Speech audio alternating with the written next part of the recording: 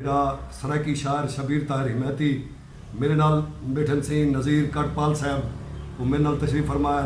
ये सराकी चैनल उशाक channel TV channel MD गांगा साहब की क्यादत जो चैनल चलता पे दोस्तों होने वास्ते थोड़ा जाना मैं कुछ चीज़ा पेश करे सही जो साढ़े सबर का सौदा जे करने साकू आप बाजार च खेना साड़ी हिक हिक हंज कुआं जंज लिख सारे दर्द शुमार च घेना रख आखिर विच कोई मसला नहीं पर यार कतार च घेना असा ताहिर तेरा तरका है सकु सोच विचार च घेना।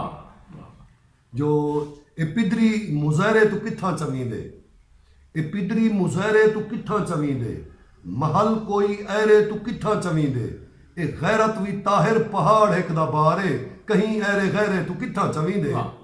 जो इवें लगदे उभे कोलू बादल बणिया आमदे इवें लगदे उभे कोलू बादल बणिया आमदे इवें लगदे राहजन कोई उठते चढ़िया आमदे इवें लगदे कोई भी खुशी कहीं को बच से कहना इवें लगदे गैरतमंद कोई भोए ते बच से कहना। जो इवें लगदे कोई भी कहीं दा कुछ ना लगदा होवे इवें लगदे अखी कोलू तरिया वगदा होवे जो इवें लगदे मंजर मंजर घोट सिंगारिया वैसे इवें लगदे मन दा अकबर बुकटी मारिया वैसे। जो इवें लगदे मंजर मंजर घोड़ सिंगारिया वैसे इवें लगदे मन दा अकबर बुकटी मारिया वैसे। जो इवें लगदे यार दी यारी यार बीमारी होवे इवें लगदे मन दे अंदर मूंझ मुझारी होवे। जो इवें लगदे कहीं दे इत्था होश ठिकाने कहनी इवें लगदे सारे शहर दे घर च दाने कहनी ते इवें लगदे अम्मा बीबी वैण वलेंदी होवे इवें लगदे गुंगी धी पई शारतां लेंदी होवे।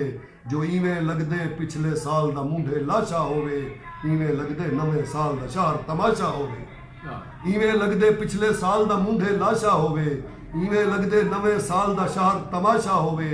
मेकू ता बस इवें लगदे तेकू किवें लगदे तू दस मेकू जीवें लगदे तेकू इवें लगदे।